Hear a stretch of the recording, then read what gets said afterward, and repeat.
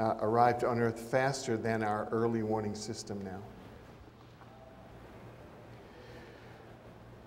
now. China and Europe are equally vulnerable. China is actually installing a high-power electrical grid that is more vulnerable than that of the US. And Europe and the other developed nations will be similarly impacted. What's important is that as far as a reality check, the head of the European Space Agency, Space Weather, says, quote, "This is a fair and balanced report." So that's some of the possibilities. Now, these are the G20 with the Queen. And if we look at the Obama White House website and ask about 2012, 2013, the only thing that is on the website as far as energy policy is that the US wants to ensure that 10% of our electricity comes from renewable sources by 2012. So that's a policy statement, and this is entirely off the radar. So here's a key question. Obviously, if we had smart leadership at the helm of the planet, we would be getting off the grid, and we'd be using some of the non-polluting zero-point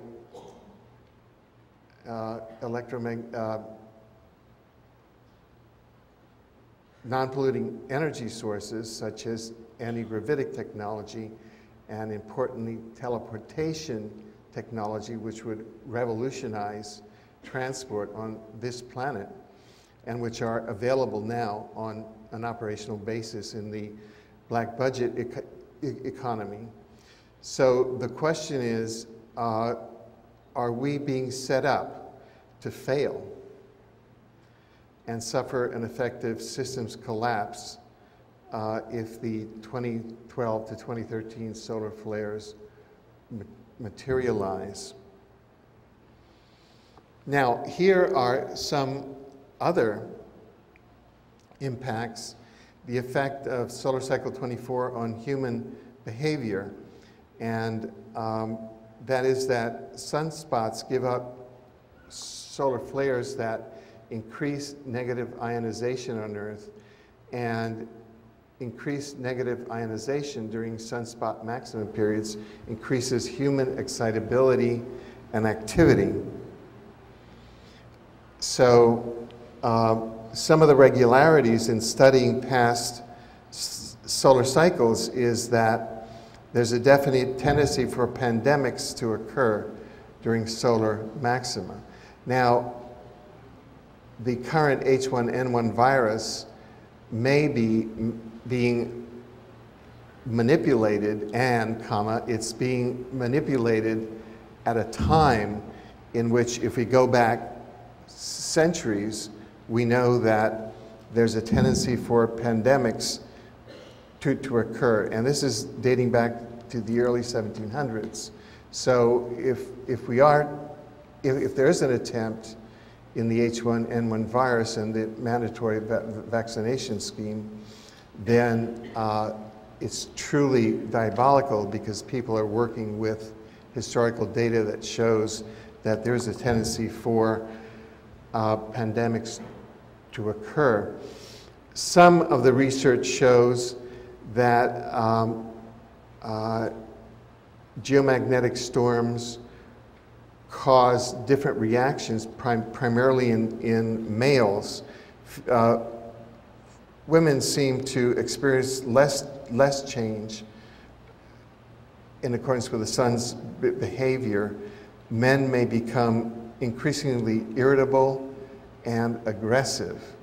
Either that or they become more creative. So there's a definite choice to be made there. But this brings us to the index of human excitability, which was developed by a Soviet professor and he traced the incidence of wars, revolutions, riots, expeditions, and migrations from 500 BC to 1922 AD.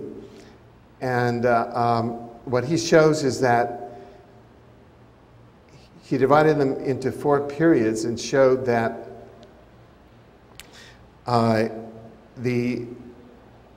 in period 2 and 3, which correspond to 2010 to 11, and this is coming up in this next year, and 2012 to 2014, there is, to take the maximum, in 2012 to 2014, it's the maximum excitability, the election of liberals or radicals, mass demonstrations, riots, revolutions, war, and the resolution of most pressing demands.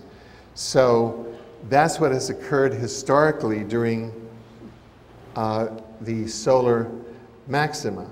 Now, there is, and we don't have time to get into it today, but we do have another PowerPoint which shows the effect of a space-based weapon of mass destruction known as HAARP, which you may have heard of, and it's demonstrated mood and mind control abilities. So we don't know. HAARP is another variable which may be offsetting the effects of the index of human mass excitability and the effects of solar during the solar maximum of sunspots, in that HAARP can render entire populations extremely apathetic and confused.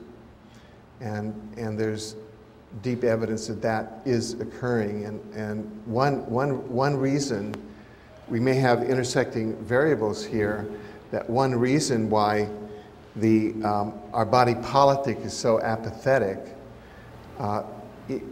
sources from systematic mind control through technologies such as HAARP.